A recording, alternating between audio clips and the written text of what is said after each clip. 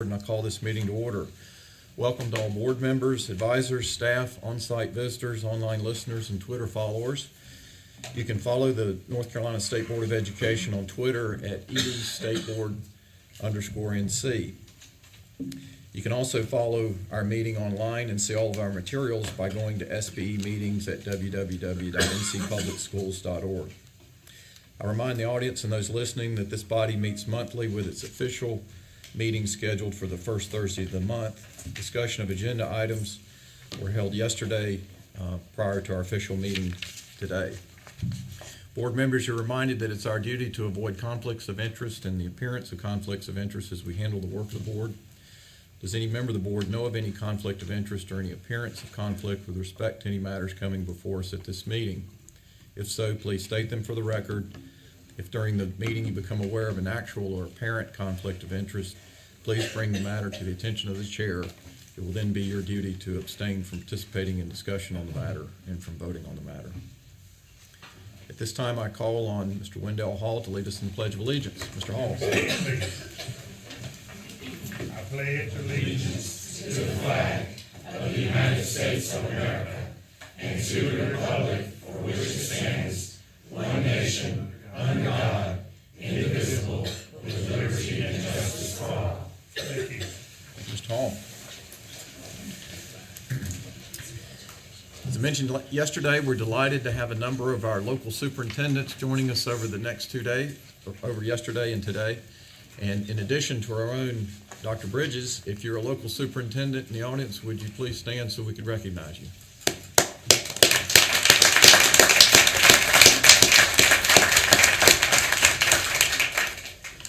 We now come to our special recognitions, a time on our agenda when we recognize the significant awards, resolutions, and those who make a significant difference in the lives of our public school students we serve each day. And we'll begin with Dr. Christy Day, who will begin our recognitions. Dr. Day. Thank you and good morning. I'm really excited to bring a couple recognitions. We'll start with the Global Ready designation. In 2011, the State Board of Education appointed a task force on global education with a focus on bringing to the full board recommendations that would foster global competence in our public school graduates. The final report, Preparing Students for the World, released in January 2013, provides a set of recommendations for ensuring that every student who graduates from our public schools is prepared to be a globally engaged and productive citizen. Recommendation 4 called for a Global Ready designation process for schools and districts that commit to ensuring their students are globally prepared. To date, 3 Global Ready districts and 12 Global Ready schools have been recognized by the North Carolina State Board of Education. I'm honored to join you today to recognize North Carolina's most recent Global Ready district recognition. The Global Ready designation signifies a district's or school's commitment to ensuring students are globally engaged and productive citizens. To achieve this designation, districts and schools complete a rigorous application process.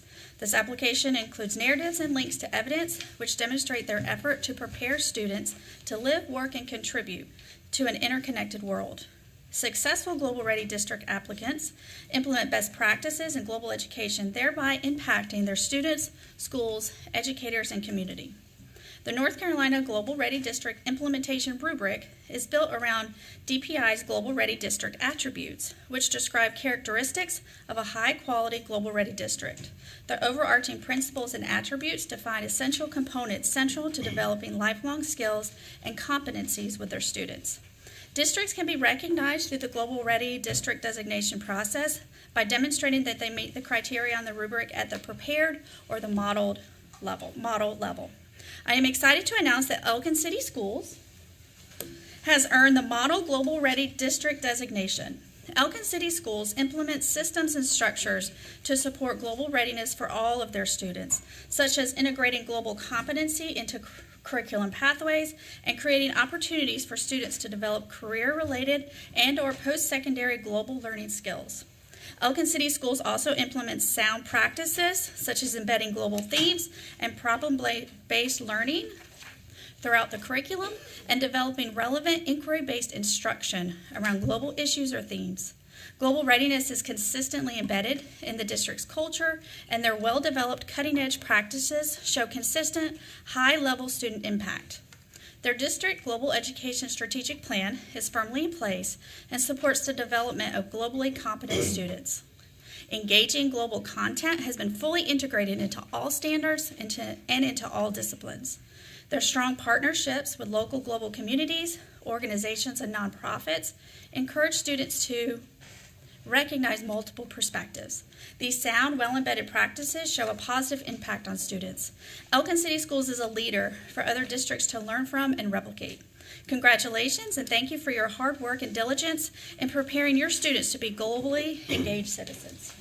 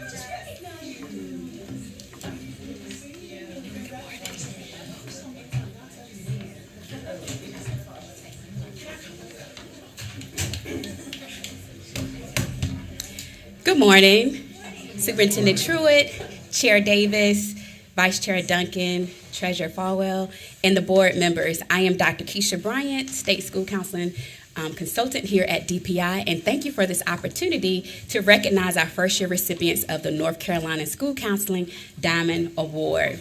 This award is a collaboration between the North Carolina Department of Instruction and the North Carolina School Counselor Association that represents and recognizes the exemplary, data-driven, and outcome-based work of school counseling programs here in North Carolina. We are one of 5 states to have such a state award, and we are grateful for the previous school counseling consultant who pioneered for this award to be established, Cynthia Floyd, and would like to thank her for her efforts to bring us to such a great place in North Carolina. Our recipients were recognized back at our state conference in November, and as recipients, they are automatically eligible to receive the ASCA National Diamond Ramp Award, which is the highest national recognition for a school counseling program. So at this time, I would like to introduce you to our 4 first-year recipients here on today. First, we have school counselors Cassandra Moody and Angeline Walker of South Academy International Language School, and they are accompanied by Dr. Eibel, their principal, and Learning Community Superintendent Nicolette Grant.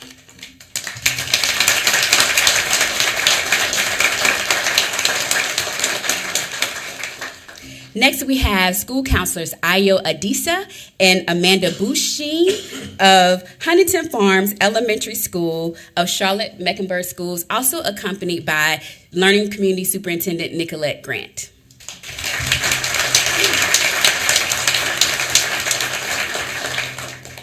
Next, we have school counselors Luann Heddick, Lauren Garrett, accompanied by their principal Camille Miller, and Senior Administrator of Elementary School Counseling BJ Day of Wake County Public Schools.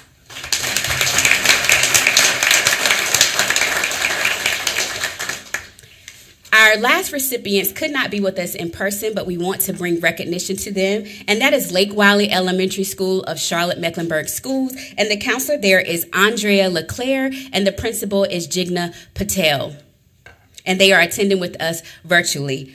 Also, we have James LaChapelle and Sarah Case of South Academy International Languages attending with us virtually. Thank you.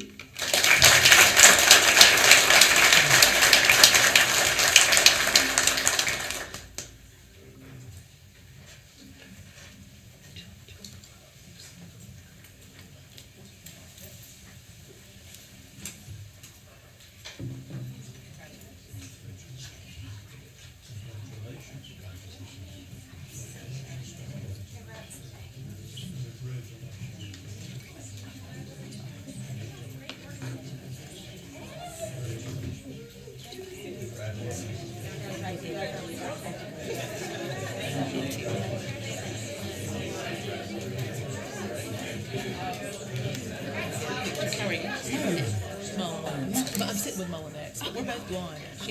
She's skinny, I'm not. Interesting.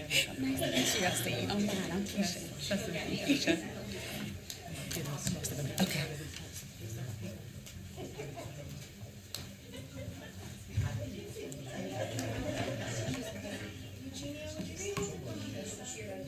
Just to bounce out the no, just like, or just y'all could swing it a little bit towards the center. There we go. There we go. Even better.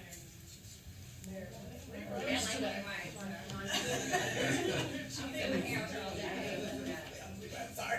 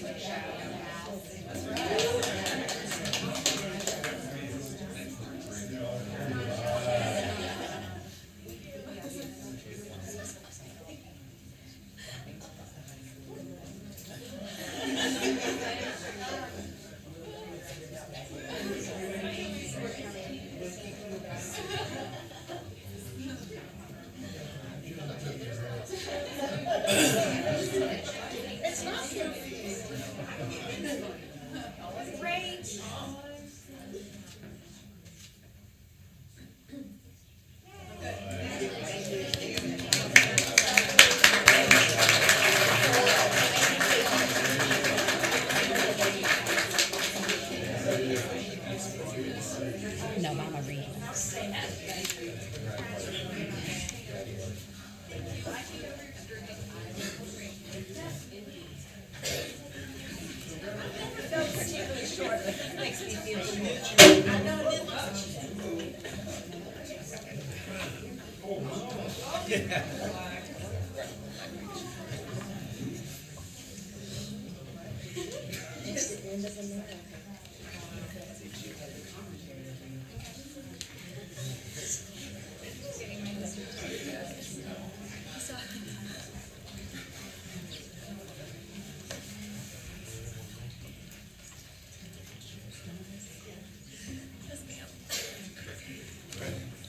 In conclusion, we also would like to take time in her absence to recognize a school counselor that has made North Carolina history.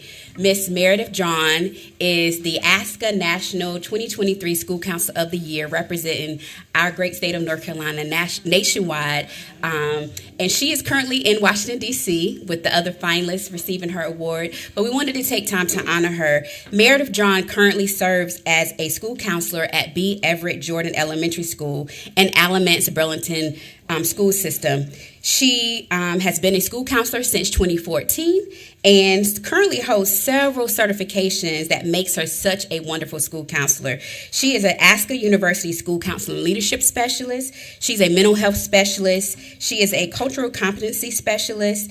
And her school has been recognized as an ASCA ramp school currently. And so we would like to take time to honor her and the great work that she is doing. Thank you for your time.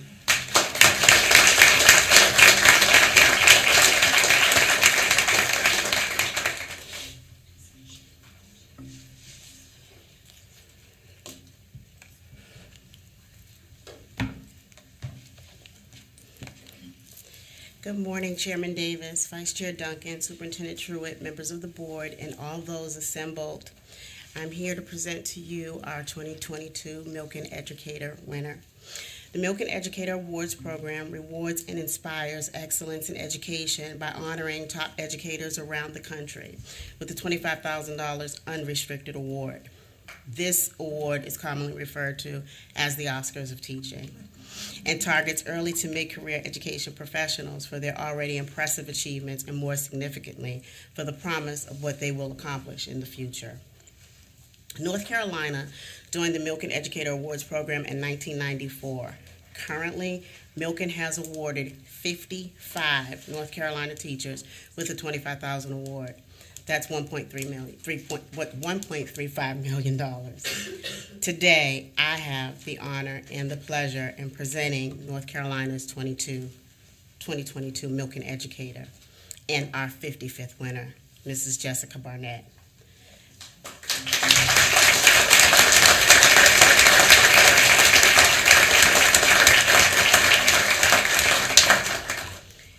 Ms. Barnett believes in her students' ability to succeed. She teaches a combined kindergarten first grade class at Rocky Point Elementary School, where she integrates research-based strategies to build blended and differentiated learning opportunities for the school's youngest learners. She pays close attention to data, creating measurable goals and positive growth for her students in both grade levels. Ms. Barnett never hesitates to dive into independent research to ensure the best outcomes for her students, and they are reaching their goals. In her 2021-22 K-1 blended class, all her students ended the year at or above grade level on M-Class reading assessments. Ms. Barnett has served as a grade level chair and participates on the positive behavioral supports and intervention data and school leadership teams. She mentors beginning and pre-service teachers, taking a collaborative and inclusive approach to helping them develop differentiated lessons, behavior management strategies, and supplemental interventions. Ms. Barnett worked with Pender County Schools to design a K-12 report card and progress report for the district, as well as math curriculum resources. During the pandemic, she has transitioned seamlessly to whole group and small group instruction online and help colleagues navigate virtual instructional resources. When 3 lead teachers left their positions mid-year, it was Ms. Barnett who jumped right in to create engaging strategies, align lessons for instructional assistants and substitutes to make sure that her students' learning continued without interruption. Culturally aware, creative, and nurturing, Ms. Barnett begins her instruction with the focus establishing positive relationships with her students and families. She goes above and beyond to make sure students feel safe and parents know that their children are well cared for. Mrs. Barnett's impact is reflected in her students' attitudes. They come to school excited to learn and eager to demonstrate their knowledge. Ms. Barnett is a graduate of the University of North Carolina at Wilmington, where she holds both a bachelor's and a master's in elementary education. She is here today to receive this obulus from the Milken Education Foundation and the North Carolina State Board of Education. She is accompanied by her husband. Her children are not here, but her parents are. Her assistant superintendent, Mr. Kevin Taylor, who is here today on behalf of Dr. William Bradley Breedlove, the superintendent of Pender County School, as well as her principal, April Perkins. Please help me congratulate Ms. Barnett.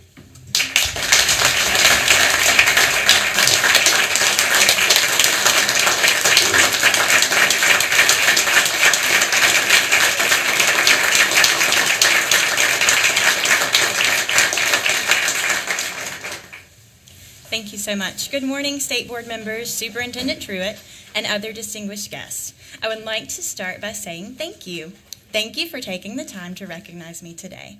The past month and a half have been a whirlwind, and I'm still trying to wrap my head around everything that has happened. As someone who enjoys flying under the radar and just closing my door and teaching my kids, this recognition has already started to push me out of my comfort zone, and I'm excited to continue and to grow and push myself to do new things, as well as learn new things about myself. Like many teachers, I knew I wanted to go into education since I was young. I truly believe that teaching is a calling and a passion. There were many things about the world of education that I was able to prepare myself to experience. However, there were and still are many things that I could never have prepared myself for. I've been teaching for 7 years, and over this short time, I've seen the world of education shift and change drastically. In 2018, we were forced to deal with the lasting effects of Hurricane Florence. In our community, we had many students and families that lost everything and were living in unstable environments. In 2020, once again, we were forced to drastically change our teaching styles as schools closed and we went online. While teaching kindergarten virtually was an extreme challenge, it also allowed us to see our students in a different light. They were able to give us a glimpse into their daily lives, and we were welcomed into their family in an unprecedented way. After 3 years since the closing of schools due to COVID-19, we are continuing to see the effects of school closures, and we are working tirelessly to continue closing gaps.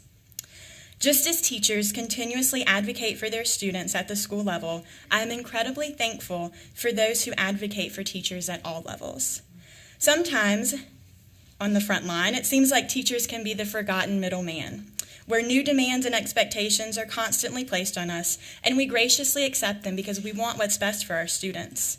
I've made it my personal goal to learn to use this new voice I've been given through this award to not only advocate for students, but also advocate for teachers.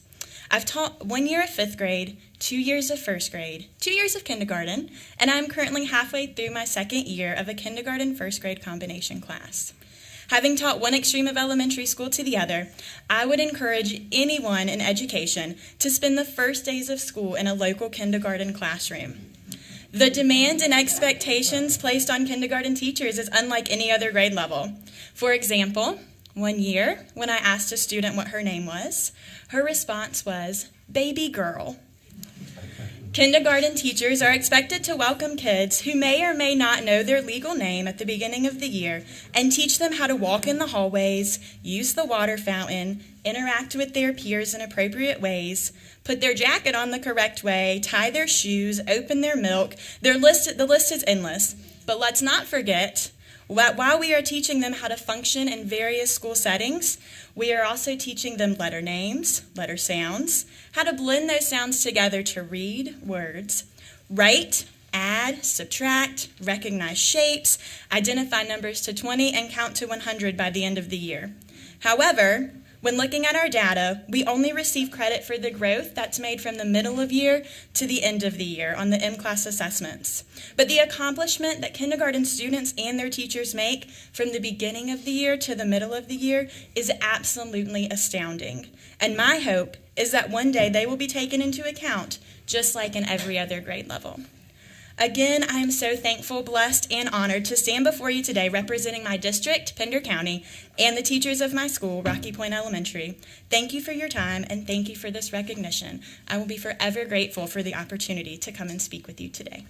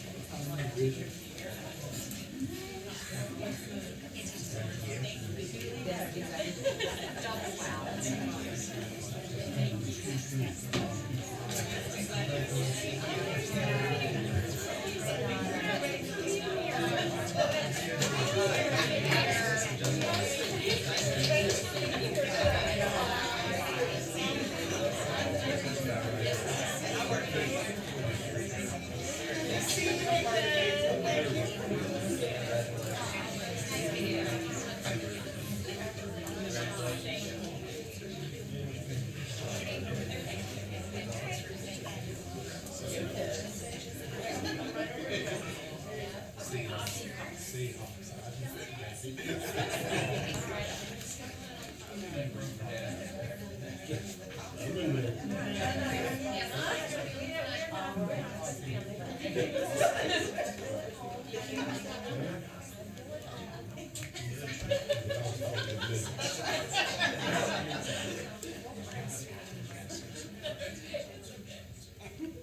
can you move back this way? Oh, a little more.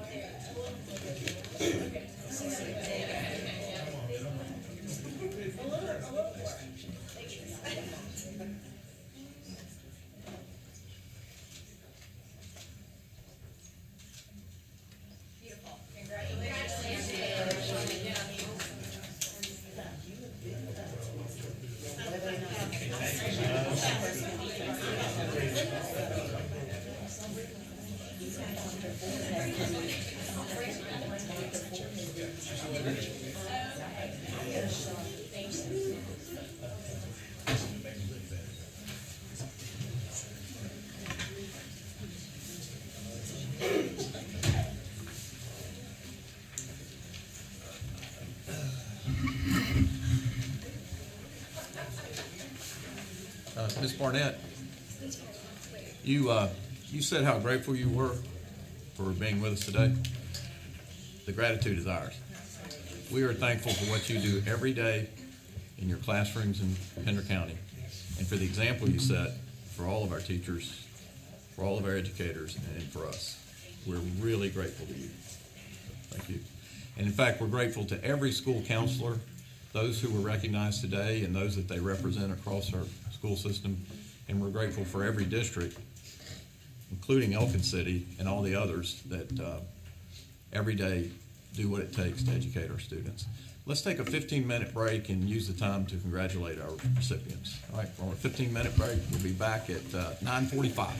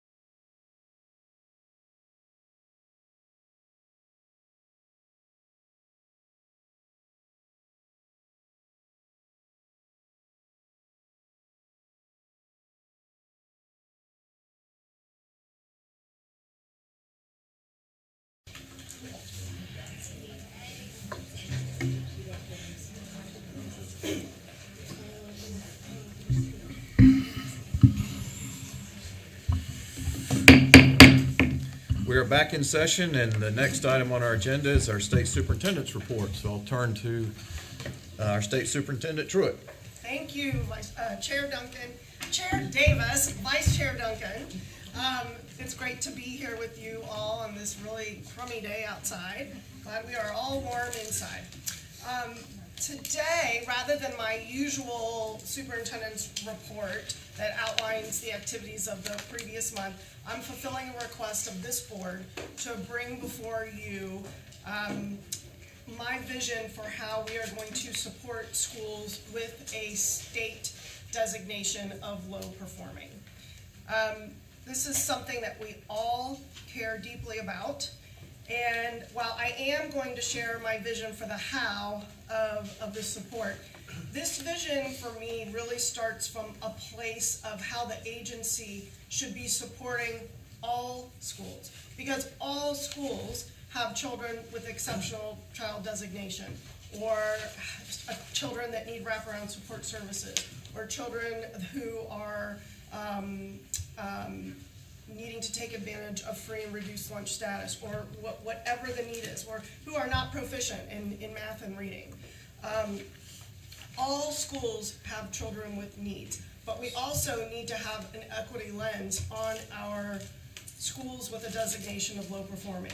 And if you'll notice, we're all very careful around this board table to phrase it that way. These are not schools who are low performing. They have been designated as low performing, and there has been a lot of talk at this board table the past year, and specifically yesterday, about the process and the need and the why for school performance grade redesign, how and why we are designating schools as low performing.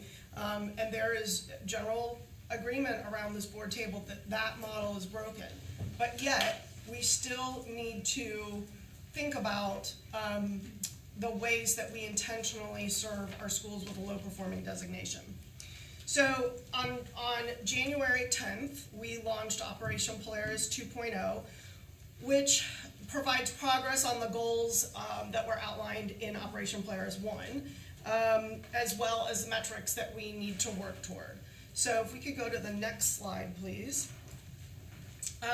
7 strategies are detailed in the updated plan, with an emphasis on transformational reform that will strengthen faith and trust in our public schools. We also need to continue to consider, as we have been for the past year, rebuilding the teacher pipeline and preparing students for success in a post-pandemic and ever-changing world. So you'll see that the graphical representation of Operation Polaris has changed just a little bit, and you'll notice that district and regional support and the Office of Learning Recovery exist in a very interconnected way. And the support that the Office of Learning Recovery gives in terms of its research will be crucial to continuing how we support schools with a low performing designation, because we need to know why schools have that designation. And so what I would like to do is, let's go to slide 5. And I want to share, actually slide 6, Maria, I'm sorry. I want to share what the current state of play is first. So you have in front of you a slide that shows the current organization of the agency. And we see that the Deputy Superintendent of District and School Support Services, who was previously held by Dr. Rob Taylor, and now, as I shared 2 weeks ago, will be filled by Dr. Jerry Oates, and I believe he will start around February 20th, that we have 4 offices or divisions underneath that deputy superintendent, our regional directors, our federal programs who support part of what they do. A large part of what they do is to support our federally designated low-performing schools with CSI and TSI supports. Our regional and district, our district and regional support, who is Dr. Cynthia Martin and others, And then school operations, which includes nutrition, transportation, school planning, facilities, those types of services to our schools. So next slide, please. If we just pull out the district and regional support piece of that current structure, what we see is that in 2021-22, we provided coaching and support in 81 schools across 24 districts. So 58 of the 81 remain designated as low performing based on this past year's accountability data after 12 months of support. In 2022-23, we're providing coaching support for 101 schools in 24 districts. So the same number of districts, but we were able to add about 20 more schools. And then the model, if you go to the next slide, the model of support can be seen here. This is the highest level of support that we give. You've been given presentations about the efficacy of this program before. These are formal partnerships with either entire districts or schools within districts. It's very data-driven. The comprehensive needs assessment team goes into these schools to begin with to learn what exactly the challenges are in the district. And this is a $12 million investment that we are using federal dollars to pay with, and those federal dollars are going to expire at the end of 2024. And unless we get more funding from the legislature, we will not have funding to do this work, and that's very crucial to remember. Another way, next slide please, another way that we support our low-performing schools are the Restart model. So you've heard lots of presentations from Dr. Garber about this work. Schools apply to become a Restart school, and in order to apply, they must have a low-performing designation. Districts do not receive any additional funds to participate in this model. They get financial flexibility and have fewer restrictions on how to use the funds that they have. And the main cost to support this model are personnel. And so there are 5 full-time folks at the department here who monitor and support these schools. Our team provides monitoring on what's required of the districts in order to participate, to be a Restart school. And there's an annual report and final review process, very much like the charter renewal process that comes before this board. So this support is not necessarily in person, it is mostly virtual. There are actually 151 schools that have been using this model for different time frames. Out of the 151 Restart schools, based on data from 2022, 105 out of 151 still have a low performing designation, and 125 out of 151 have a recurring low performing designation.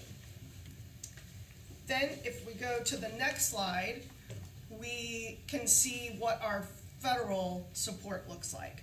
So we currently provide comprehensive support and improvement, which is, the acronyms are CSI, LP, and LG, to 105 schools.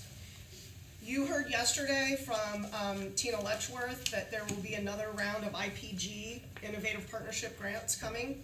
So currently we have 35 IPG recipients, and there are 189 targeted support and improvement schools receiving, the TSI stands for Targeted School Improvement. And then 1,039 targeted support and improvement schools receiving support. This is a $34 million recurring investment from the federal government. So next slide, please. I'd like to spend a few minutes talking about specific supports for principals in our state and the extent to which this support is found in Title I and schools with these low-performing designations. So First, we have the AP Accelerator Program, which is a really important program that was launched this past year that identifies promising assistant principals and provides training, support, mentoring, and coaching so that they can more quickly move into becoming a principal. And so the goal of this is to bridge the divide between being highly qualified and highly effective. So 21 out of 25 assistant principals in the first cohort have been placed as principals in Title I schools, and 9 are in low-performing schools. So thanks to donations, philanthropic donations, we've been able to expand the number of seats from 25 to 48, and the new cohort just began. And this is a partnership between NC PAPA and the Department of Public Instruction, and that is about a $500,000 investment. Then we have several enhanced partnerships that are not new, partnerships between the department and NC PAPA. We have the Distinguished Leadership in Practice, Future Ready Leadership, and the Practitioners Network, which focuses on serving new principals, and you can see the numbers right there. And so when we think about Distinguished Leadership in Practice, 40% of those principals are in low-performing schools, 60% are in Title I schools. For the Future Ready Leadership, only a little more than a third are in low-performing schools, 55% are in Title I schools. And then for the Practitioners Network, about 37% of those principals are in low-performing schools, and 67% are in Title I schools. And then finally, we have something called NC ELA, which this board has heard about. It is a $10 million ESSER investment that serves 1,500 district and school leaders from 60 districts and 13 charter schools. And 337 of those schools served are low performing, so definitely the majority. And so this is while this is a new program, we've seen incredible data coming out of this program, and this is something that we will definitely be seeking to continue when this money runs out. So we're looking at about approximately $13 million in supports for principals out of this work. So if we go to the next slide, I want to now turn to what we should be doing differently to leverage the resources that we have, and then turn to what resources we still need.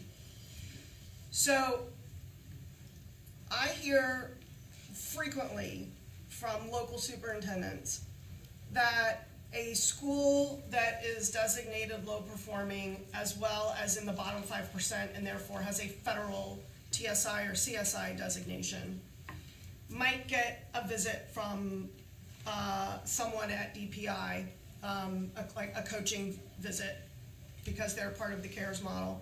Then another day that week, they might get a visit from someone from federal programs, and then they still might yet that week get a third visit from someone from the Office of Early Learning to talk about their reading plans as required by the Excellent Public Schools Act. And none of those supports are coordinated. This is problematic because when these supports are not coordinated, it becomes a barrier to improvement for that principal. So, and for those teachers who are potentially getting different messages from different supports.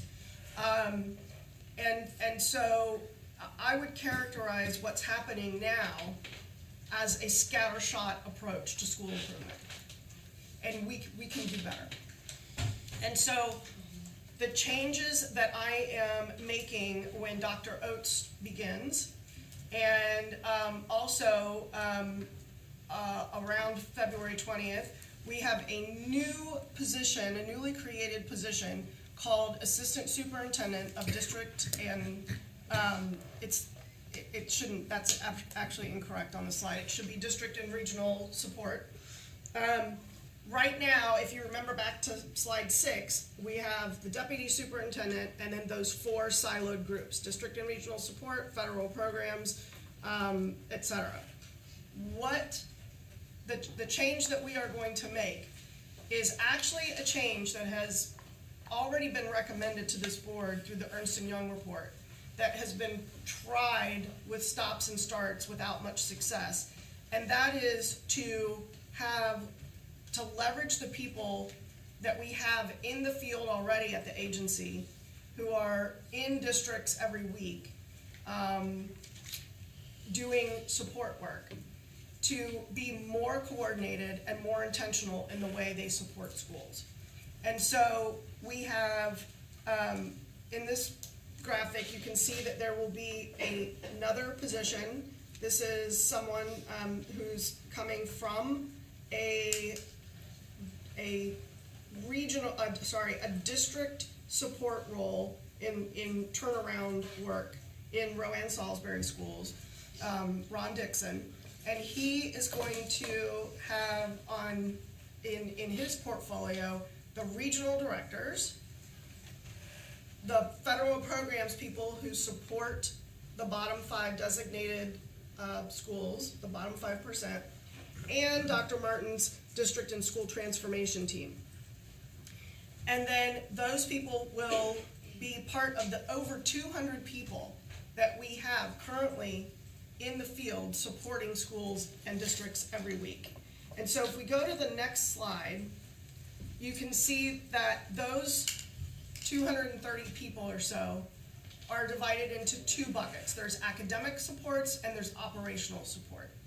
So we've got academic supports in exceptional children, the Office of Early Learning, Career and Technical Education, Digital Teaching and Learning, Office of Virtual Instruction, the multi-tiered system of support folks, the regional educator facilitators, education support services, licensure, and school safety specialists.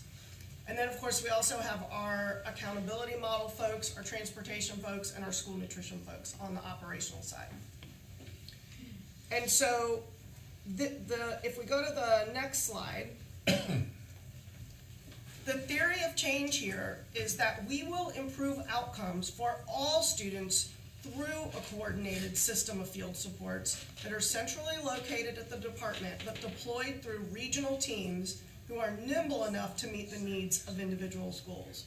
So we have the regional teams. What we don't have is any kind of reporting structure or accountability system within the agency that will ensure that these teams are coordinating with the specific supports we give to low-performing designated schools.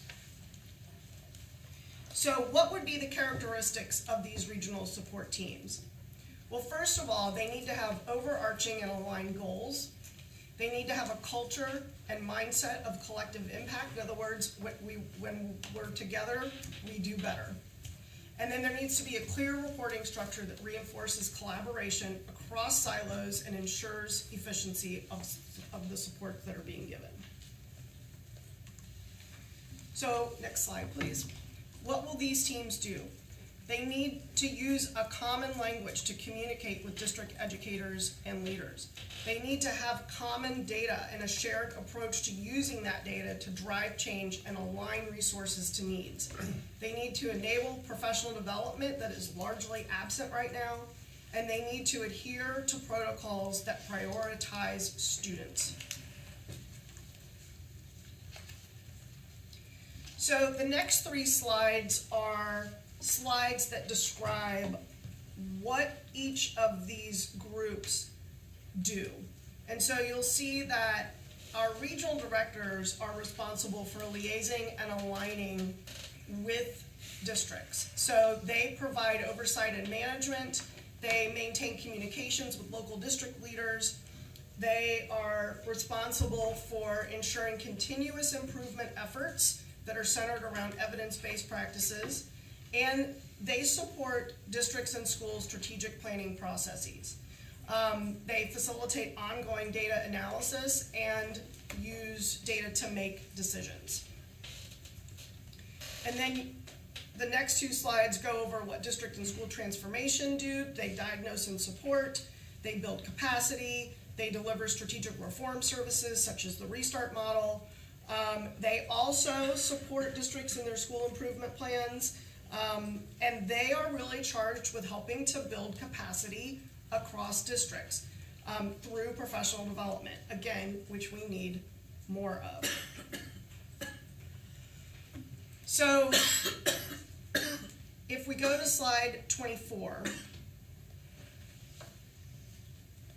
I want to talk for a minute specifically about our schools with a low performing designation.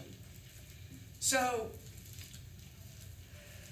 again, it's really hard to say that we know why a school is low performing, or that they have that. I mean, we know technically they have that designation because of their test scores. That is how they get that designation. And this board has heard several times now what is happening in order to change the way that we hold schools accountable, the way we define student success and school quality is not accurately measured by a test that occurs one time at the end of the semester or the end of the year. And so, but what we do know about what works in supporting schools that need help is that it begins with the principals. And in your board materials, I have included for you to look at when you have time, a peer-reviewed set of 44 pieces of research peer-reviewed research that shows the importance of principal coaching, and that coaching in schools must begin with principals. If the principal is not on board with the transformation that the coach has been brought in to make with the teachers, then that transformation is not going to occur.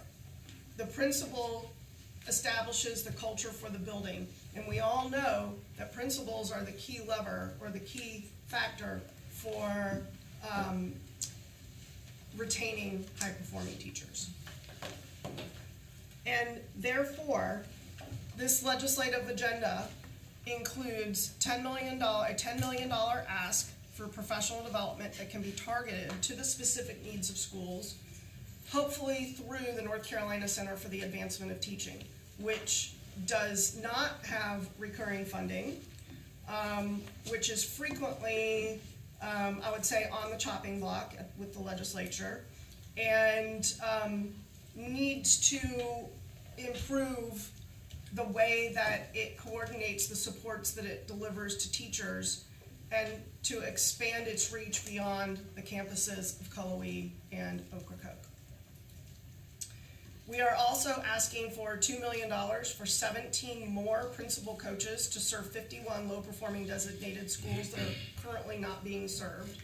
And of course, we will need to replace the money, the next session, we will need to replace the money that will expire at the end of 2024 that we are already using to serve low-performing schools right now. Then also, we are looking at $4.5 million of unobligated ESSER III funds that, if this board so chooses, could be used to immediately hire principal coaches and fund teacher professional development in the near term. Alexis Schaus will be bringing that as a board agenda item, the existence of those unobligated funds next month. And so to sum up, what I am proposing and the organizational structural changes at the department that we are going to be making will mean that rather than, again, taking a scattershot approach to how we support schools that need support, we need to establish a framework that allows us to be intentional, coordinated, well-funded, and this support needs to be not done in silos as it's occurring now, but it needs to be organized through leadership, senior leadership at the Department of Public Instruction. And so with that, I'm happy to take any questions. Thank you, Superintendent. Questions from my colleagues? Dr. Oxendine. This is really exciting, and Mr. Hall and I are sitting here, not talking during your presentation, but we're giving each other the look. And the look is, we are creatures of, and many of you, the majority of you, have no idea about what I'm about to describe, because we're very seasoned, beyond seasoned. But we came out of, our beginning story with DPI came out of regional centers. And those regional models go back to the 70s. They were placed around the state, one per SBE region. They were about as slick and efficient. I'm sure there were problems in the overall operations, but it didn't appear that way from an employee standpoint as staff in regions. It was a regional model. Each center had a director. The staff in those centers mirrored the key staff positions here in the agency. So at one point, my region, Region 4, which is now the Sandhills, it was the South Central in the 70s through the 90s. They went away in the 90s. They started ending in the 90s. But at one point, my regional center, based in Carthage at the time, was up to 20 consultants. And we were in those districts. And then once a month, we met here in Raleigh with our colleagues. For instance, there was a dropout prevention director. And all of your student support services from all the regional centers, the 8 around the state, came together in Raleigh. And that's where we did our coordinating and our tight collaboration. I'm sure your regional center functioned the same way. Absolutely. You know, it's not really a new concept. The regional model is not a new concept. It's a very important part of school improvement. It really is. And Craig Phillips, who was the superintendent at the time, was visionary when he came up with the idea of regional centers. So I applaud what you're doing. Thank you. Thank you, Dr. Oxendine, and you're right, it is crucial, and it's also easier said than done. And that's why this additional position that we've created is so critical to ensuring that the reporting structure is right, that it's adhered to, and that the people doing this work are supported. And one other point I want to make, and then I'm going to be quiet, about the role of the principal as a coach. One of the things that we need to give some attention to here at the agency, we need to get on the money with revising the principal evaluation standards. We're a little bit late with that, probably a couple of years behind. But because we can align, here's the time that we can align those standards with your vision in terms of the principal as coach. Thank you for pointing that out. Thank you. Other comments? Mr. Mercer. I appreciate and value what you've said. I think it's a great vision. I'm semi-seasoned, but I remember the regional centers, and the point I wanted to make was, I was principal of a school that was not, and by today's standards, would not be considered low performing, but we did have a concern at that time were the writing test results. We had a great school, and we were the bottom group in our county.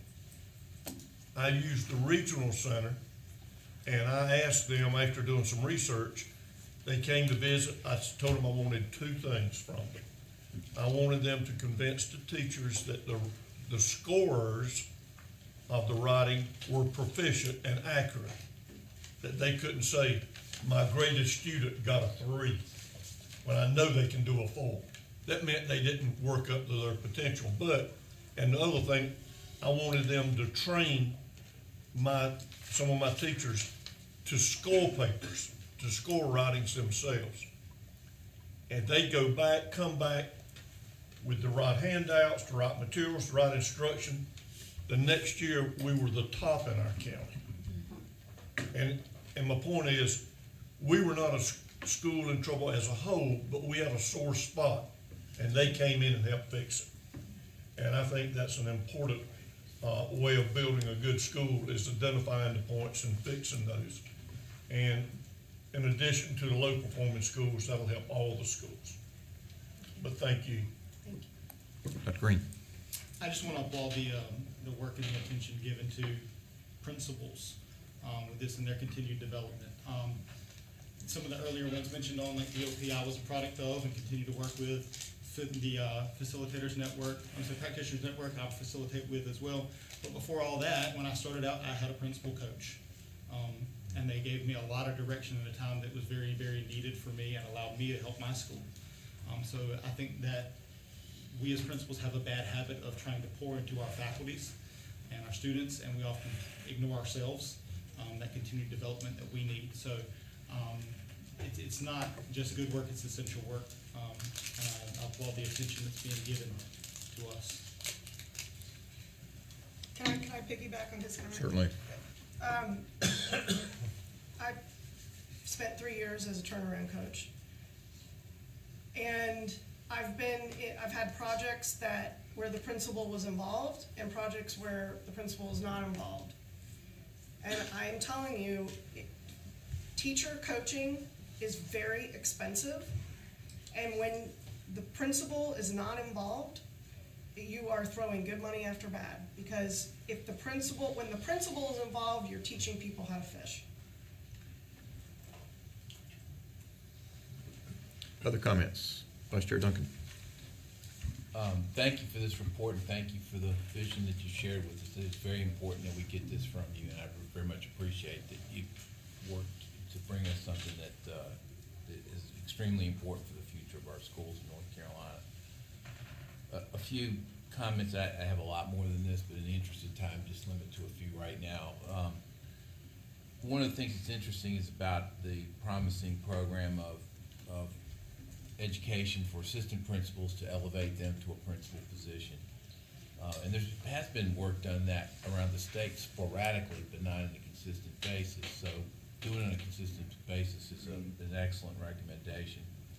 One of the things I think we need to be wary of is assigning those principals immediately as brand new principals into a low performing school. So 9 out of 25 or 36%, as you described it, were then immediately put in a low performing school. That is not the easiest opening assignment, if you will, for a new principal. And so I think we need to, we don't control that obviously at the state level, but we need to encourage placement of principals in a way that gives them some ability to get some experience instead of being thrown right into what perhaps could be a more challenging situation. And 21 of 25 were in Title I schools. The number of our Title I schools has increased dramatically during the 20 years I've been working, 20 plus years now in education. But again, some assignments there are probably perfect, and others have made very difficult initial assignments for some people. And so I think we need to be wary of that. On Restart Schools status, I appreciate the report of the status, and I think the board's gotten some impression over time that the Restart Schools, or this program, has not initiated the number of turnarounds in schools as we would have ideally desired.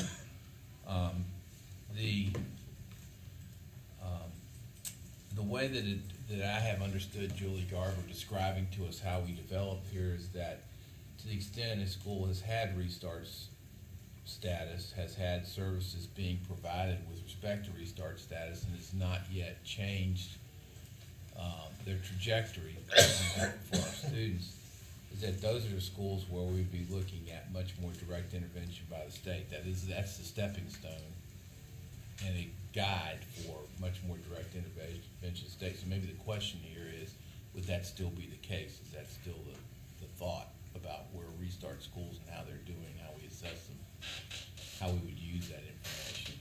And maybe the second part of that question is, what's the future of Restart Restart Schools in this Yeah. model. So, but I'd give both those to think about. I'm not, And that's the only restart model is of the four types of reform models that are in legislation. That's the only one that any district has chosen. And that brings us to another point, which is that schools don't have to accept our help. And that's something that we need to work on.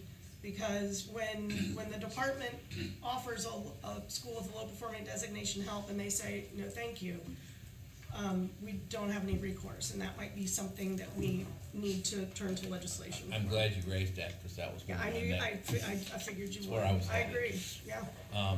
We need to have the ability to intervene more effectively. I mean, there are some ways under statute, but they're extremely difficult, and it should be much more direct intervention, if necessary. And intervention's not even the right word. It should be much more direct support and collaboration with the district. Those are the right words, and that's what usually resonates and works. And I think that the regional model, when it's functioning the way it should help some of that.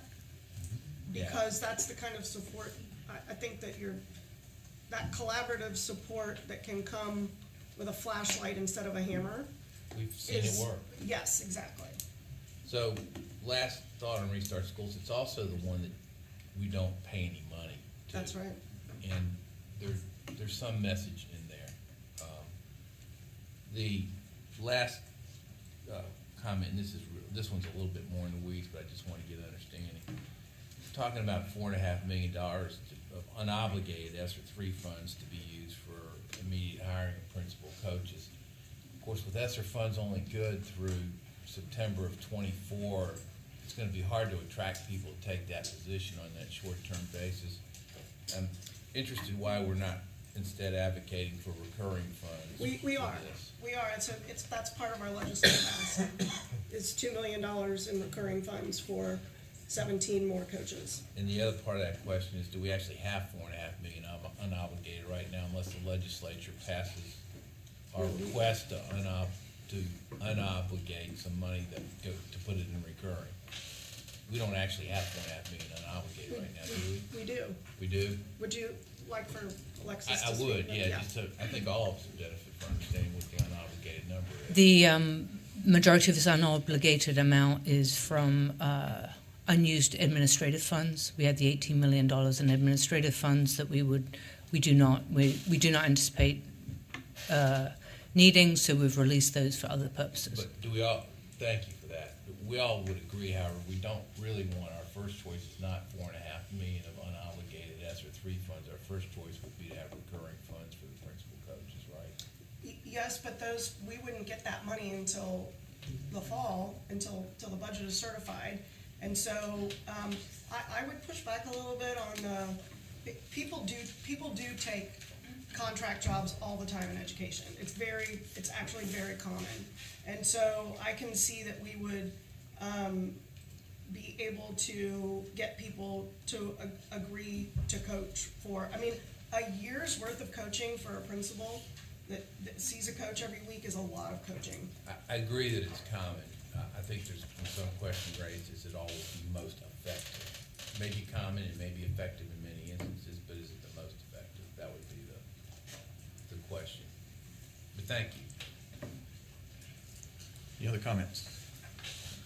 Yes, Dr. Bridges. I was just gonna say thank you, for creating a viable plan to help schools, our school system, our whole state. I think, as you stated earlier, it has been kind of random acts, and it's not been aligned, and so that doesn't feel good. It's not fair to principals and teachers, and so I hope that this will take care of that. So, Thank you, Dr. Bridges. Thank you. Other comments? Well, I'll just add mine. Thank you, Superintendent Truitt, for presenting this. This is, I know we're aligned in how important this is for our students, and I'm grateful to you for bringing this to us, and especially your focus on principal leadership, because leadership matters. And every parent knows that. Every teacher knows that. And actually, a lot of this, the focus on principal leadership made me question, so how many assistant principals do we need to be training a year? How many principals in order to create a pool of prepared leaders to go into our schools. And so I'm sure someone on the team is already thinking about that and doing an analysis. So maybe Lori's job. yeah. So look forward to getting that. And what's on the screen now, I think we kept a placeholder in the motion we approved at our last meeting for this input from you to incorporate. So we've got it built into, including asking for the recurring dollars that will run out before the, this next session's biennium runs out. So, Yes, sir. so thank you so much. We look forward to working on this together with you. Absolutely. Thank you all. All right. Now we'll turn to our discussion of our committee meetings yesterday, and we'll begin with the Student Learning and Achievement Committee led by Ms. Jill Kamnitz. Ms. Kamnitz. Thank you, Chair Davis. Dr. Oxendine and I share the work of this committee. And yesterday we got our regular monthly update on the K-12 Science and Healthful Living Standards, which, as we all know, as we hear each month, are following very closely the internal procedures manual that was developed to guide this work and make it consistent throughout for each content area.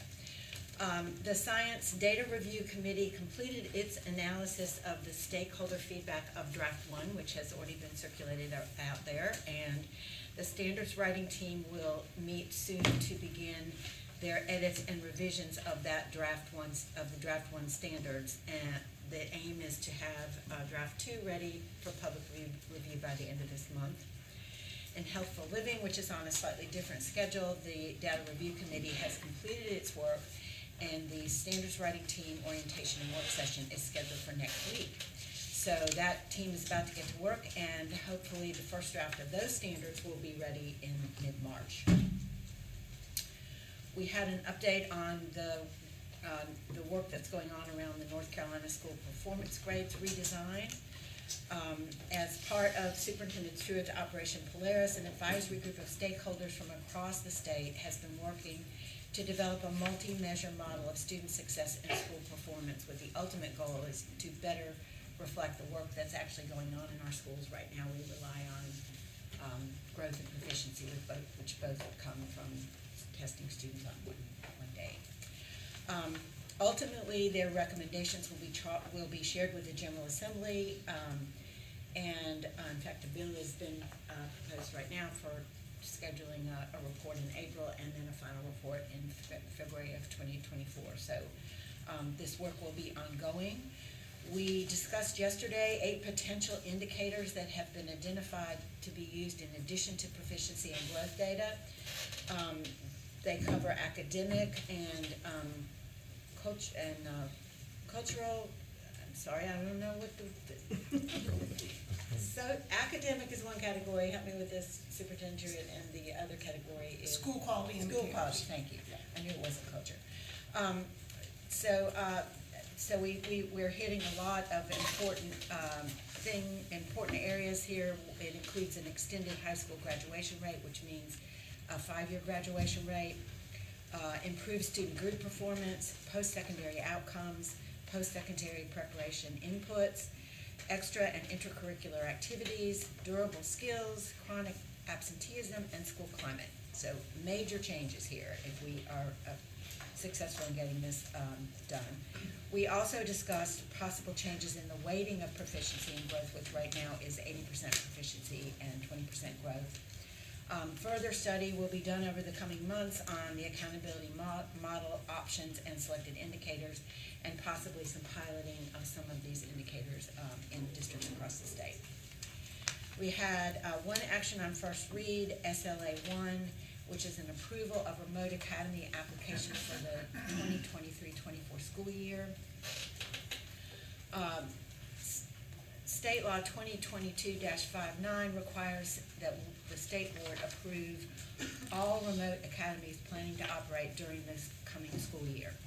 42 academies are being recommended for approval today, and this is after much review and focused technical support by the Office of Virtual Instruction Services. We have another action item, SLA 2, which is a report to the General Assembly on Read to Achieve approval and denial of literacy intervention plans. Each LEA was required to submit a literacy intervention plan that aligns with the science of reading. And intervention funds will be released after approval of those plans. 12 of the plans were approved completely, and 103 were approved with recommendations, and none were denied. The office continues to work with districts on the development of those plans, which will change over time as the work in our classroom changes, all based on the science of reading. We had 2 discussion items. SLA 3 is Every Student Succeeds Act update. This is a request for the board to approve 2 different things. First, the revised federal ESSA plan, including the previously approved addendum for the 21-22 school year. And second, a request for an amendment to continue the use of current year enrollment for end of course participation, rather than the cohort-based methodology that we had used previously.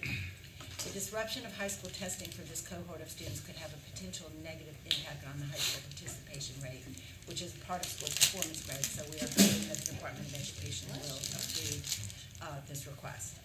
And the second discussion item was also a report to the General Assembly on the 2021-22 North Carolina CTE credential data.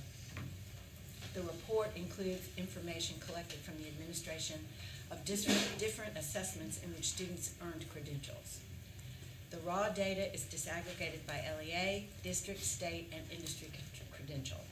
Statewide, 37% of our graduates who are CTE concentrators earned an industry-recognized credential in the pathway of concentration, which is a number that is rising, and we expect to see it will continue to rise. The data shows that the number of credentials has nearly recovered to pre-COVID numbers, which is great news for all of us. The report is rich in data which shows that we have made great progress with plenty of room for growth. And the report is now being reimagined a little bit to offer itself also as an improvement plan on both the local and state level. We heard about efforts to align our CTE offerings to the industry-recognized credentials, which are included in the North Carolina Workforce Credentials Council list. We also reviewed data for charters and LEAs, regions, top-ranking LEAs in credentials attainment, and credentials by race and gender. Finally, future priorities include improving the process for vetting and approving new credentials, supporting PSUs in the implementation of existing opportunities, improving the process for collecting and reporting earned credentials, and supporting PSUs in interpreting and utilizing the rich data found in the report. And then finally, we have one consent item today, SLA 5, which is a report to the General Assembly on K-12 computer science participation in our schools. The report includes a wide variety of data relating to computer science participation, including which includes the current school year and, for comparison's sake, 4 years prior. This enables us to see the trends in instruction as well as data for each PSU. And that is the end of the student leadership and achievement report. Thank you, Ms. Camden. So, colleagues, in summary, we have 3 items before us from SLA at this meeting, SLA 1, 2, and 5. Are there any questions for Ms. Camden or the SLA team? Seeing none, we'll move to the Education, Innovation, and Charter Schools Committee led by Ms. Amy White. Ms. White. Good morning. I'm Amy White. I serve as the chair of the Education, Innovation, and Charter School Committee along with Jill Kamnitz. We had some great discussions yesterday. We had 2 action items. EICS 1 was the request that came before us after a discussion last month from West Triangle High School in its need to request to change its managing nonprofit. That arose after a discrepancy was discovered in their legal name versus a bond that they had, and our legal team reviewed that and approved the change to a new nonprofit, and so that is before us for approval today. EICS 2 was the discussion of the 7 schools in the 2022 Standard Timeline Charter School application process. Those schools were presented to us last month. There are 7 before us for approval today. Let me just read those and then I have a couple of comments. So Flat Rock Classical is in— Riverside Leadership Academy is in Craven County. there are 3 movement schools, one in Northeast Charlotte, one in West Charlotte, and another in Raleigh. Heritage Collegiate Leadership is in Raleigh, here in Wake County. In Cumberland County, Agape Achievement Academy is also a school that is before us for approval today. So we had a great discussion yesterday. Several questions arose about the 3 movement schools. And so what I would suggest to my board members is that I'm going to move approval for those 3 movement schools, but I'd like to add some stipulations based on the conversation that we heard about contracts. And let me just read that to you and then have an opportunity for feedback. I know this is a little bit unusual in our report. There are 2 more items, but regarding the movement schools, several questions arose about contracts and conflict of interest. And so with regard to that, I'm going to move conditional approval with stipulation 1, and that is that the majority of the board members serving on the board of the managing nonprofit, which is Movement Foundation, or Movement Mortgage and Movement Network, that none of those have a majority affiliated with any of those 3 entities in any way. Let me repeat that. The majority of the board members serving on the board of the managing nonprofit corporation, Movement Mortgage, Movement Network, Movement Foundation, not be affiliated with the 3 entities in any way. And the reason that we're doing that is because it is apparent that there is a great potential for a conflict of interest, and we want to make sure that the board, when it is taking action, is acting in the best interest of the students and not the best interest of the foundation or the companies represented. I'll also take a little bit of freedom here to just remind all board members serving with not only the movement schools or any other charter school across the state that you're strongly bound by a code of ethics to recuse yourself anytime that there's a discussion or decision that's made that presents a conflict of interest. So that's stipulation 1. Stipulation 2 is in regard to this discussion around the idea of market rate and what the market rate is, how that's defined. So in question number 234 in the contract I just chose the one on West Charlotte, but it's the same for all 3. The response to the question about the lease structure, this is how it's stated in the contract. The lease structure, as outlined, will require nothing upfront. Movement Foundation has agreed not to charge rent for the first 2 years of operation.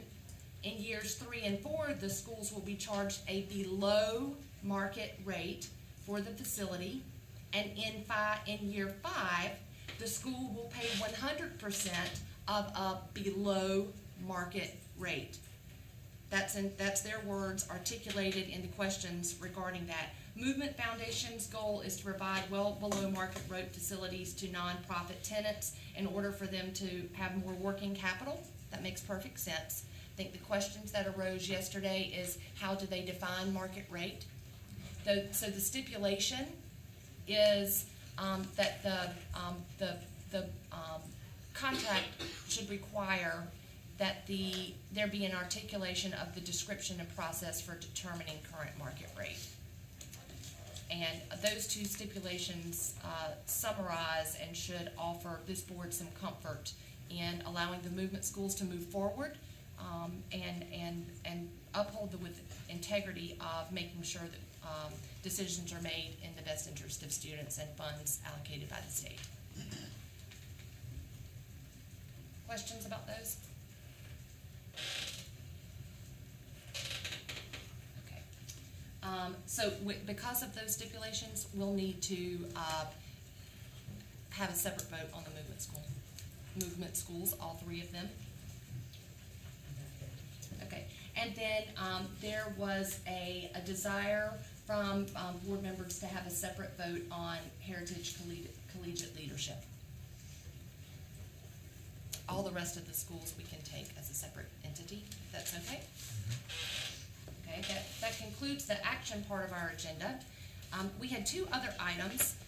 One is a discussion item on KIPP ENC, and they are going to implement a weighted lottery, and they are going to amend their mission statement. And Ms. Ashley Vaquero provided that information to us, and KIPP's intent to serve 95% EDS population at KIPP ENC. And an amendment to their mission statement that more holistically represented the school's intent to provide the best learning opportunity for its students.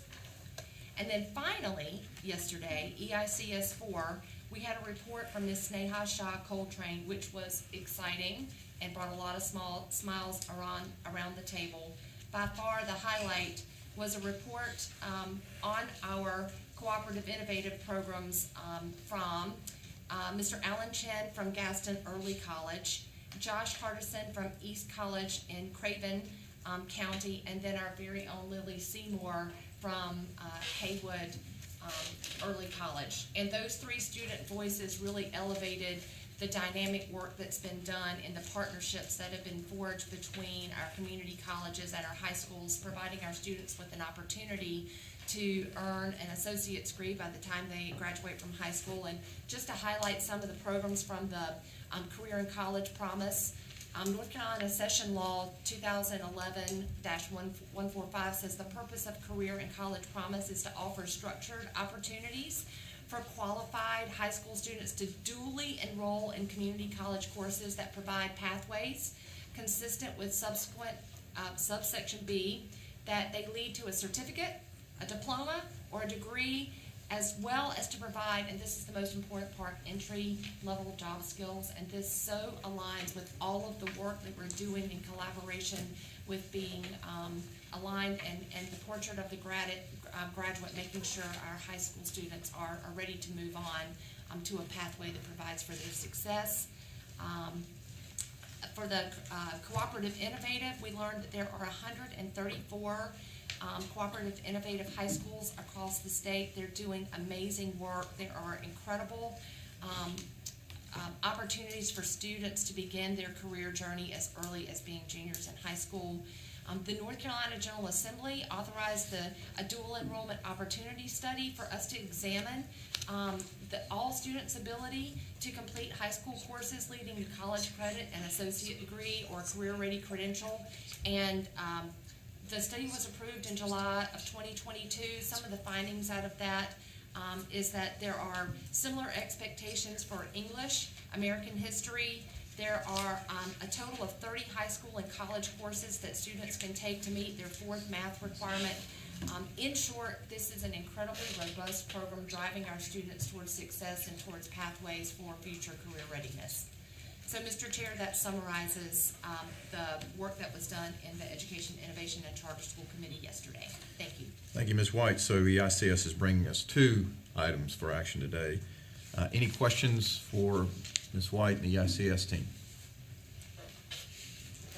Hearing none, we'll proceed to the Educator Standards and Practice Committee led by Dr. Olivia Oxendine. Dr. Oxendine. Thank you, Chair Davis. I am Olivia Oxendine, and I chair the ES&P Committee, and joining me in that responsibility is Ms. Amy White. Coming to this board for action, vote in a matter of minutes, is the first item, ES&P 1. It's an action item, and it pertains to a number of changes that have been made in LICN 001. Just to highlight some of those changes, and I need to make this, let me make this point, this is important, so I need to make this up front. Within this collection of changes, we have a waiver. We have a request for a 1-year waiver, and this waiver pertains to any applicant, any teacher, residency licensed teacher who applied for renewal in 2022 but did not satisfy the State Board of Education testing requirements. They have until June 30, 2023 to satisfy those requirements, those testing requirements. So that is a waiver that is part of this ESA. I wanted to highlight that because it's a little bit different than the other pieces in this item. What we found out yesterday from Dr. Tomberlin is out-of-state teachers are eligible, and this is one of the changes in LICN 001. Out-of-state teachers are eligible for the CPL, that means to convert from the IPL to the CPL, as soon as they complete the State Board of Education requirements. The original policy stated that the candidate or the teacher had 3 years to make those changes, and we've expedited it to as soon as they complete those SBE requirements, they may apply for the issuance of a CPL. All things related to lateral entry in LICN 001 now shows up in policy with red stripe lines through the entire body of policy. That means that lateral entry is over. It's all residency. So if you look at the policies, you will note that. Conditions for other things that are covered in these revisions, conditions for adding content areas to if the applicant has held a lateral entry or a residency license. So there are what the applicant must do in order to add content areas. The role of the employer with respect to the residency license is spelled out in the revision. The employer must verify that the teacher is in the residency, the RL is enrolled in an EPP, and the employer is also responsible for making a request to add content area to the RL if that teacher is assigned multiple subject areas.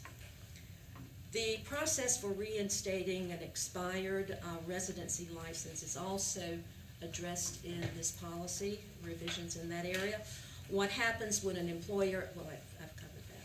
Regulations pursuant to the permit and the emergency license is addressed in LICN 001. Dr. Tomberlin, as part of his report, kind of the second part of the report, gave us a crash course on the type of licenses that are available to teachers in North Carolina. We have the permit, we have the emergency, we have the residency, we no longer have the lateral entry. We have IPL, and then we have I call it the 5-star, which is the CPL. And we also have, maybe I should not mention this because Dr. Tomberlin didn't mention it, but I believe we also have a lifetime license that's in the kind of the battery of options. And also, we had some data. It was kind of the factoid portion of the report. The number of active licenses in North Carolina, that does not mean that these licenses are actually in play, that this is the number that we actually have. Active licenses in North Carolina. Elementary education accounts for about 42% of all of the active licenses, and that number is about 75,000. Math accounts for 6.9. I'm just giving the highlights. Math accounts for 6.9 of all the licenses, active licenses. Some of those may be employed. They may be in classrooms teaching math as we speak. Health and physical education, about 3.4% of the active licenses. World languages, 1.5% of the active licenses. The continuing professional license, the CPL, accounts for 224,000 licenses. The traditional preparation route is still the number one route for both the IPL and the CPL.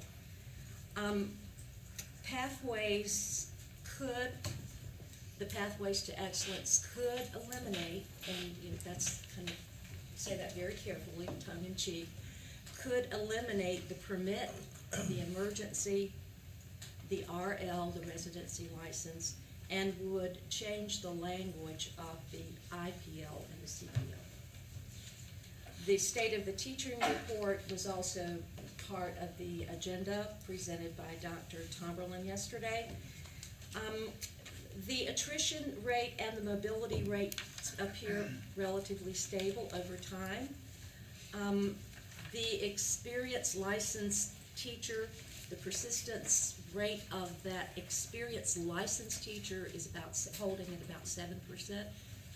Changes in statute has resulted in the change in the definition of a vacancy. That's very important. And I believe Dr. Tomberlin noted that maybe perhaps the increase in the number of vacancies could be the result of the change in the definition of what is actually a vacancy. And that definition is filled with, the vacancy must be filled with a licensed teacher in a permanent position. So just because a school system has found a retired teacher to fill a math position, that is still considered a vacancy.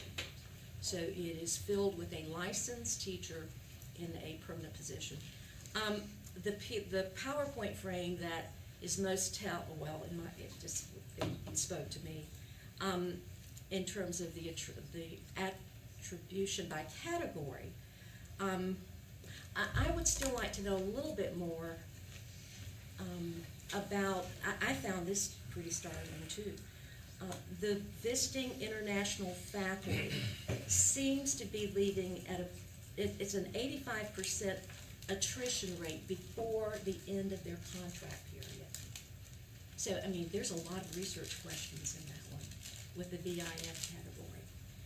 And then we move on to the last, that was ESNP 2, and that is discussion coming back next month. ESNP 3 is discussion that's coming back next month, and that was presented yesterday by Dr. Seiberg. This is the annual EPP report, is required in statute 115C 296, requires this report to be presented to the Joint Legislative Education Oversight Committee. That will be presented, that's coming back next month for I vote, and then on to the General Assembly. Data are available. We can go on to the NCDPI website and find the dashboard, go to the dashboard and find the data by EPP, by name. The content of this report, I will go through the categories.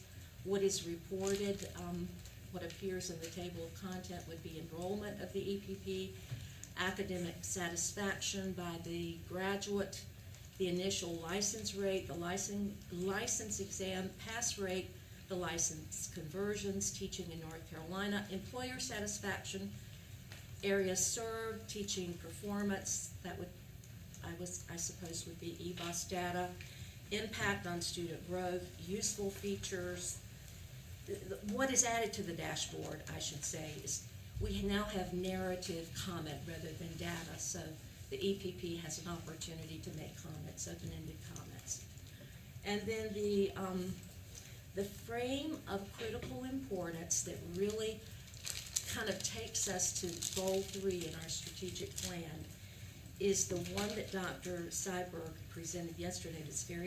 It has to do with dramatic, an interesting trend, increases and dips in terms of enrollment in teacher education programs. So in 2014, we had 6,820 enrolled in teacher education. In 2017, we had a 28% dip, okay, enrollment dip.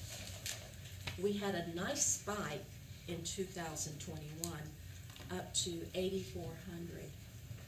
And then we have a dramatic dip, 42%, and that number is 4,991 in 2022. So that to me is the, I suppose I'm gonna call it, there's trouble in River City PowerPoint frame. So that's giving us, here we have an opportunity to really do something critical with Standard 3 in our strategic plan, based on that one PowerPoint. Thank you very much. Okay, thank you, Dr. Oxendine. So ES&P is bringing us one item for action this month. Any questions for Dr. Oxendine? Vice Chair Duncan. I think we were all struck by that PowerPoint that you talked about yesterday. I was thinking about it overnight. I'm wondering if there's any possibility that data for that year included graduate students and not just undergraduate students? And that could account for the difference. Dr. Tomberlin, I think you're being called. Great. Good morning. Yes, it's still morning. So the data that we're shown is the standard way that we collect data on these enrollments, and that is enrollments that lead to initial licensure. So it does include graduate degrees insofar as that is going to lead to the first license that the teacher, that the applicant would hold. So there are certainly lots of folks in graduate programs for where they're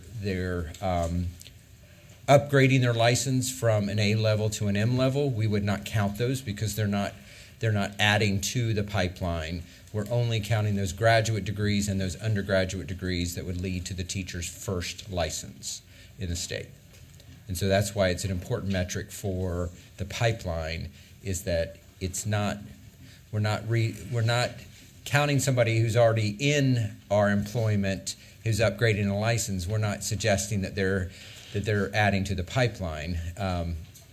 We're telling you how many people we can expect coming out of these programs in North Carolina for new licensure. Dr. Tomberlin, I do have a quick, oh, I'm sorry. I just want to say thank you. Okay. I have a quick question. Over the next month, if EPPs have a reason to update their data, is that possible? Absolutely. So that's one of the reasons why we strongly recommend that this be a discussion and then an action item, because when we release the data, that gives the EPPs and the LEAs, if we're thinking about the State of the Teaching Profession report, time to review all that data. It's their data that they sent us, but we are fallible human beings, so if they see that there's some problem there, they can alert us and we can examine that and correct it for when we bring it back to you for action. And I want to emphasize that because I have a couple of EPPs who reached out to me with questions, wanting to know if they could contact DPI to make any kind of changes and revisions. Absolutely. So I'm very near the mic in saying that. And I think Dr. Seiberg will be making lots of calls to EPPs between now and the next board meeting. Thank you very much. Yeah? Any other questions? I have a question quickly, Madam Chair. Could we have some additional information on this attrition rate from BIF, the Business and International Faculty Program, in the future, not today, but in the future, just what is going on there? Is it visas? Is it classroom? Anyway, I am interested in that program also. So I think what we're seeing there, and I cannot verify it, but we know the pandemic was in this data, and our working hypothesis in our group is that a lot of people went back to their country of origin due to the pandemic, and that's accounting for those really high rates. They're a relatively small population across the state. I saw that number too, and I went back and I said, we need to triple check this to make sure. That's a big number. That's a big percentage. But our best guess is that's related to COVID in some kind of. That makes sense. And Dr. Tomberlin, to get a little bit more information about the BIF dip, probably it might be helpful to look at trends with the BIF maybe over 3 to 5 years. Certainly, and I've received this feedback, so I'm going to pass it on to folks here. VIF is a trademark name, and so we need to refer to these as international faculty or something that's not suggesting that it's related to a specific company. So I want to be sensitive to that. Thank you. Thank you, Dr. It's a small number. Those people have been quite helpful. They're very helpful, and they help support a program that's very effective. That's the dual language immersion programs. So we do. That's why we report on them, is they are a critical piece of the pipeline in many ways. Appreciate it. Thank you very much. So that is it. Thank you, Dr. Oxendine. Next is our Strategic Planning Committee led by Dr. James Ford. Dr. Ford. Thank you, Mr. Chair. I'm James E. Ford, Chair of the Strategic Planning Committee. I share in this work with Joe Kamnitz. Yesterday, we heard a report from Dr. Petrie Martin, which reviewed The recommendations brought to us by the NCDPI working group, a team of roughly 20 individuals from DPI who reviewed a lot of the strategic plan in its current iteration and offered recommendations specifically germane to the next phase, the data visualization and dashboard phase. And so a very robust and thorough report was given with several recommendations, most of which had to do with data sources and methods of collection, and in some cases, minor adjustments to language in accordance to the availability of those data, or just better and more precise language being used. The next steps as a result of this are to take said recommendations or feedback from the state board, to revise those objectives and components based on our support, and to disseminate revised SB objectives and components at later meetings and consider plans for advocacy, policy alignment, and possible legislation. Our final recommendation, of course, was the extension of the strategic plan for an additional 2 years to 2027, given the disruption by the COVID-19 pandemic. And I believe that that's it. That concludes my report, Mr. Chair. Thank you, Mr. Ford. So, colleagues, this item will be back before us next month for action. Encourage you to study the recommendations and be prepared to act on them next month. Any questions for Mr. Ford, strategic planning team? Seeing none, we'll move to business operations led by Vice Chair Duncan. Vice Chair Duncan. Thank you, Chair Davis. Along with Wendell Hall, we lead the Business Operations Committee, and we reported on 5 actions on first read and then a couple of other items. Our first action item, BizOp 1, was the approval of contracts over $500,000. First item there was a contract for school bus financing presented by Kevin Harrison, our Section Chief of Transportation Services. And it was an interesting report in the sense that our number for financing this year is $50 million, and that's ultimately a much lower number than we're used to seeing, and that was dictated by the rhythm, if you will, of purchases from 20 years ago. I think we all found that somewhat interesting. We can not necessarily expect it to stay at that same level as we go to the next year. The likelihood is it will go back up to the numbers we've seen more recently, which have been more in the $80 million range. Mr. Harrison also informed us that the price of buses is going up by 25% in the last year or so. So it is already a very significant capital item, and obviously the costs for those items have been affected significantly by the various issues we've all encountered over the last couple of years. He also reported on the status of the gas reserve. Everyone will recall we had a $35 million gas reserve request to the General Assembly, and they appreciated that we were thinking that way because of the uncertainty of gas prices, and put that in our budget. We appear to be in reasonable shape with this reserve in place to make it through the year without having to ask for any additional funds. The first of the gas reserve money may be allotted as soon as next month, and we will get a presentation about a proposed allotment for that. It would be multiple allotments. The second one would be right near the end of the fiscal year. But it appears necessary that we will have to use it. But it does not appear necessary now, and I say this knocking on wood and with fingers crossed that we may not have to ask for any more, which would be wonderful. Our second contract was for the ACT exam. Dr. Howard explained that we got a 2-year extension for use of the ACT exam, and the cost is at $7.27 million, which is the same amount that we have been paying in the previous years. So both those items will be in BizOp 1, and request is to approve those contracts in the motion. BizOp 2 was a policy amendment to the North Carolina Public Schools Allotment Policy Manual in 2 very different areas. One was driver training, and the second was business system management. On driver training, there was an allotment set up for, again, related to the fuel issues that we ran into. There's $2.8 million in additional fuel reserves that have been put in place, and this policy is to set out an equitable way of distributing that $2.8 million allotment as needed. The second, much more complex part of this policy amendment that we have before us has to do with school business modernization, and it affects several significant points as this project has developed over the years. I think this project has been with us at least 4 years at least, and it's very significant project for both our districts and for the department. So the main part of the amendments include the addition of IBM Consulting as a vendor for Oracle Fusion ERP Cloud. Also has a capping funding for each LEA at a maximum of 90% of the one-time implementation costs and 90% of one-year software as a service managed service cost if the LEA has overlapping subscription and managed services costs. Not all this happens in 1 year typically, and so it's necessary to have that type of additional language with respect to allotments. Third point, and I'm just hitting the significant points, is removing duplicative language in the special provisions requiring LEAs to select an NCDPI-approved business systems vendor, and removing language allowing funds to be used for consulting services.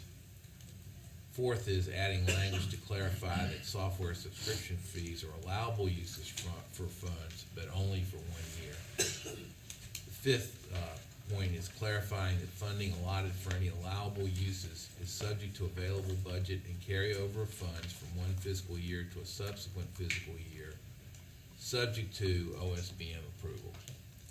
And finally, adding a special provision that would require an LEA that fails to complete implementation of the system modernization project being funded within 3.5 years to be in a position to have to repay funds up to 100% of the allotted funds received by the LEA. So that's, again, another important provision. So that those amendments to the allotment procedures in those two areas we will have before us for approval in BizOp 2. BizOp 3 is a report to North Carolina General Assembly about the 2021-22 Career and Technical Education Industry Certifications and Credentials Teacher Bonus Report. Nancy Cross gave us some good news again in her second report of the day yesterday, in which our teachers in the CTE field ultimately earned $1.19 million in bonuses that were spread with 116 PSUs, and that's reported on in the report that will go to the General Assembly, which we have before us for approval.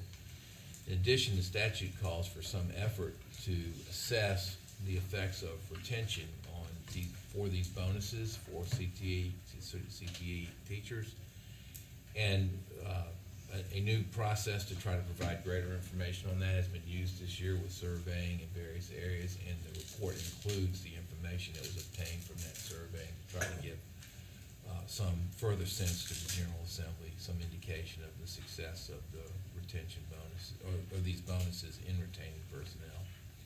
So we have that report for approval before us. BizOp 4 is a rules update, and this has to do with remote academies, hardware and software fees. Some districts, as these remote academies have, now I think earlier in the meeting, Melissa Davis had presented to us, we had 41 additional remote academies for approval, and in some districts there's a desire in the event of damage or loss of some of the equipment to whether or not a district may charge, and if so, that would require rules to be in place. So this is a temporary rule that for those districts who would like to charge, you may charge, you're not required to charge. But and there are districts who would like to charge in some instances, that these will set out the provisions for how it can be done. If we don't have it in the rules and regulations, then we're not positioned to be able to make those charges. Temporary rules are expected to be completed by May and would be in effect starting for the next school year. And then we'll have to have permanent rules as we go forward, a permanent rule in this area, and that would come back to us at a later time, sometime likely late this year or early next year. So we're being asked to approve that temporary rule for presentation. Finally, BizOp 5 is the Innovative Partnership Grant Cohort 3 Competitive Grant Program, which was presented to us by Tina Letchworth from the Assistant Director of Office of Federal Programs. And this was a presentation. We have seen these grants before in cohorts 1 and 2. This presentation and the motion before us here is to approve the process for it and to open the competition. And obviously, when the competition is ready for awards, that will come back to the board. So those are our 5 action items. We also reported on updates on contracts and reported on the status of the budget, and those materials were provided. Unless there are any questions, that completes our report, Chair Davis. Thank you, Vice Chair Duncan. So the BizOp team is bringing us 5 items for consideration today under action. Any questions for Vice Chair Duncan? Hearing none, we'll move to our final step of the day, which is action on the agenda items that you brought before us. We'll now vote on any item requiring action from your committee reports, and a thorough discussion report was provided on each item, including any respective consent items. The consent agenda is primarily not complex and has come to the board members for discussion in prior months, and also the board members have seen these consent items since last week. We will vote separately on EICS 2 as recommended by the EICS team. At this time, I ask if there's a request to remove any other item from the consent action or action on first reading agendas.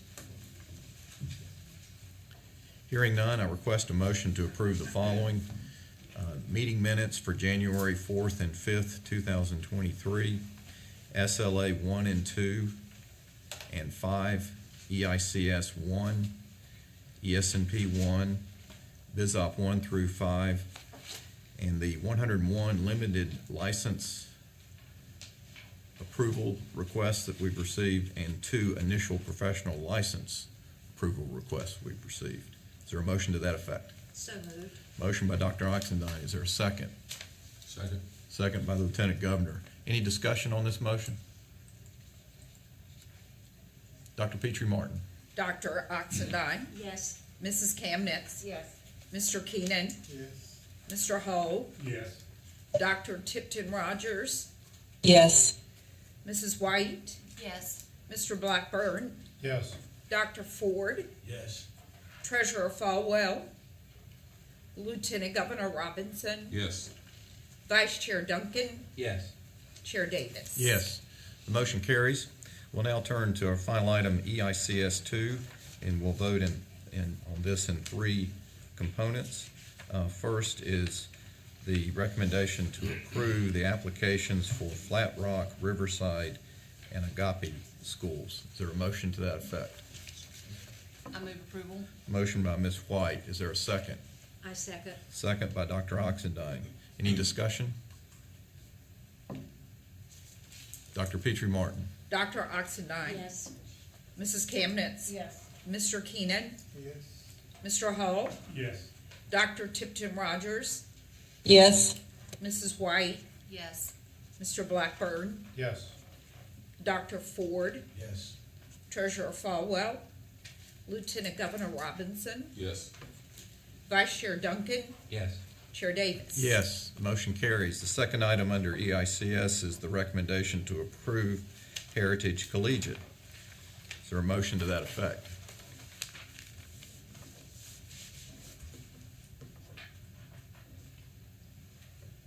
Is there any other motion concerning this school? Mr. Chair, I move that we not approve the contract or the application for Heritage Collegiate. Motion by Ms. White to not approve the Heritage Collegiate application. Is there a second? I'll second. Second by Mr. Hall. Any discussion? Dr. Petrie Martin. Dr. Oxendine. Yes. Mrs. Kamnitz. Yes. Mr. Keenan. Yes. Mr. Hull. I'm sorry. Mr. Hull. Yes. Dr. Tipton Rogers. Yes. Mrs. White. Yes. Mr. Blackburn. Yes. Dr. Ford. Yes. Treasurer Falwell. Lieutenant Governor Robinson. Yes. Vice Chair Duncan. Yes. Chair Davis. Yes, motion carries. Our final component in EICS are the 3 movement schools, and I'll call to your attention the 2 stipulations that Ms. White added to this motion, which is recommending approval of the 3 movements schools with those 2 stipulations. Is there a motion to that effect? I move approval of those applications with the stipulations as previously stated. Motion by Ms. White. Is there a second? Yes. Second by Ms. Kamnitz. Any discussion on this motion? Hearing none, Dr. Petrie Martin? Dr. Oxendine. Yes. Mrs. Kamnitz. Yes. Mr. Keenan. Yes. Mr. Hall. Yes. Dr. Tipton Rogers. Yes. Mrs. White. Yes. Mr. Blackburn. Yes. Dr. Ford. Yes. Treasurer Falwell. Lieutenant Governor Robinson. Yes. Vice Chair Duncan. Yes. Chair Davis. Yes, motion carries. That concludes our agenda for the day. I would like to thank our superintendent, staff of the board and DPI, and all those who participated in making this a successful meeting, and we look forward to reconvening next month. I now call for a motion to adjourn. Motion by Mr. Keenan, second by Mr. Hall. Dr. Petrie Martin? Dr. Oxendine. Yes. Mrs. Kamnitz. Yes. Mr. Keenan. Yes. Mr. Hall. Yes. Dr. Tipton Rogers. Yes. Mrs. White. Yes. Mr. Blackburn. Yes. Dr. Ford. Yes. Treasurer Falwell. Lieutenant Governor Robinson. Yes. Vice Chair Duncan. Yes. Chair Davis. Yes, motion carries. We're adjourned. Have a good day. Great job.